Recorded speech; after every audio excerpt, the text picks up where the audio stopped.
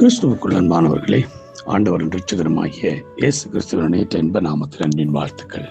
நாம் தொடர்ச்சியாக தேவன் நம்மோடு இருக்கிறதுனால் நமக்கு உண்டாகிற ஆசீர்வாதங்களை குறித்து தான் நாங்கள் தியானித்து வருகிறோம். நேற்றைய தினத்தை நாங்கள் ஜோஷுவாவோட வாழ்க்கையில தேவன் அவனோடு இருந்ததுனால அவன் எப்படி வெற்றி உள்ள வீரனாக இருந்தான் என்று பார்க்கிறோம்.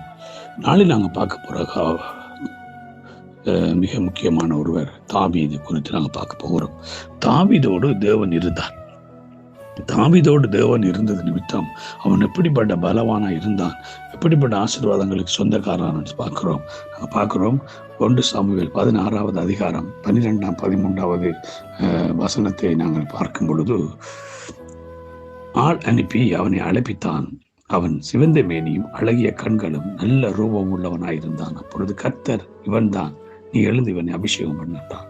அப்பொழுது சாமுவேல் தைல கொம்பு எடுத்து அவனை அவன் சகோதரர் நடுவில் அபிஷேகம் பண்ணினான். அந்நாள் முதல் கொண்டு கர்த்தருடைய ஆவியான தாவீது மேல் வந்து இறங்கினார். ஆமென்.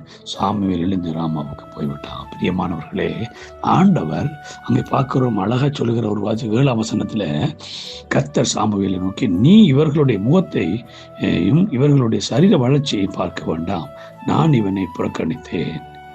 மனுஷர் பார்க்கிறபடி நான் பாரேன், மனுஷன் முகத்தை பார்ப்பான், கர்த்தரோ இருதயத்தை பார்க்கிறார். ஆமென். தாவீதினுடைய இருதயம் கர்த்தருக்கு ஏற்புடையதாக இருந்தபடினாலே கர்த்தர் அவன் மேல் அமர்ந்தார். அல்லேலூயா. கர்த்தர் தாவீதை குறித்து வைத்திருந்த மிகப்பெரிய திட்டத்துக்கு நேராக கர்த்தர் அவனை அபிஷேகம் பண்ணினார். அல்லேலூயா. இஸ்ரவேலின் ராஜாவாக அவர் திட்டம் வைத்தார். மாடு மேய்த்து கொண்டிருந்த தாவீது மற்ற சகோதரர் எல்லாராலையும் கணக்கெடுக்கப்படாமல் இருந்த ஒரு மனுஷன். மற்ற எல்லாரும் யுத்த வீரர்களாக இருந்தார்கள். ஆனாலும் தாவீதோ மாடு மேய்க்கிறவனாக இருந்தான்.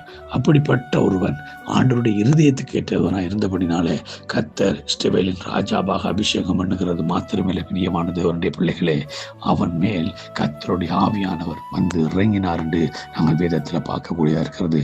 18ஆம் வசனத்தில் அவனை குறித்து சொல்லப்படுகிறது. அப்பொழுது அந்த வேலைக்காரர் ஒருவன் பிரதியுத்தரம், இதோ பெத்லெகேமனாகிய ஈசாயின் குமாரன் ஒருவன் கண்டிருக்கிறேன், அவன் வாசிப்பதில் தேறினவன், அவன் பராக்கிரமசாலி, யுத்த வீரன், காரிய சமர்த்தன், சௌந்தரியம் உள்ளவன், கர்த்தர் அவனோடு இருக்கிறார். அல்லேலூயா. கர்த்தர் அவனோடு இருக்கிறபடினால அவன் எப்படிப்பட்டவனா இருக்கிறான் என்று அங்கே சாட்சி கொடுக்கப்படுகிறது. பிரியமானவர்களே, கர்த்தர் அவனோடு இருந்தபடினாலதான் நாங்கள் பார்க்கிறோம் 17வது அதிகாரத்திலே அங்கே 26ஆம் வசனம் தொடக்கம் பார்க்கிறோம். கோலியாத்தை மிகப்பெரிய அச்சுறுத்தலா இருந்தான். இஸ்ரவேல் ஜனங்களுக்கு. அப்படிப்பட்ட கோலியாத்தை அவன் சொல்கிறான், நீ நிந்திக்கிற இஸ்ரவேலுடைய இராணுவங்களின் தேவனாகிய சேனைகளுடைய கர்த்தரின் நாமத்தினால் அவனிடத்தில் வருகிறேன் என்று சொல்லி அந்த ராட்சதனை அவன் வீழ்த்தினான். அல்லேலூயா. ஆகவே கர்த்தர் அவனோடு இருந்ததுனால தான் அது சாத்தியம். கர்த்தர் அவனோடு இருந்ததுனால தான் சிங்கத்தின் வாயை கழிக்கிறதுக்கு சாத்தியமாயிட்டு. கர்த்தர் அவனோடு இருந்தபடினால்தான் கரடியை பித்து போடுறதுக்கு அவனுக்கு சாத்தியமாயிட்டு.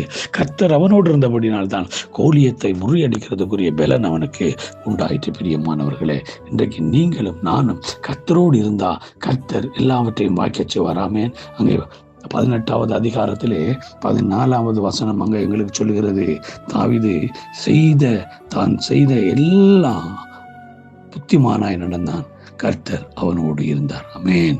பாருங்க பிரியமானவர்களே, தாவீது செய்த எல்லாவற்றிலும் புத்திமானாய் இருந்தான், கர்த்தர் அவனோடு இருந்ததுனால. இன்றைக்கு நீங்களும் நானும் ஒதுக்கப்படலாம், தள்ளப்படலாம்.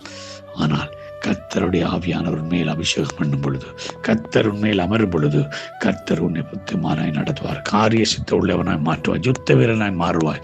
கர்த்தர் சொன்னது காரியம் உன்னுடைய வாழ்க்கையில் நிறைவேறும். அப்படிப்பட்ட கிருபையை கர்த்தர் நம்மளோடு தந்தருடுவாராக. ஆமென்.